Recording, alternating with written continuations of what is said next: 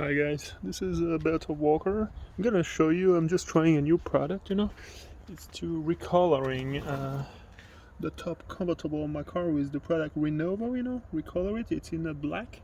I bought it on the Amazon and I just want to show you the difference. You can see I washed it many times, brushed it. There's still spot on it, you can see. And then I recolored it. You can see the difference. It's just the first layer on it.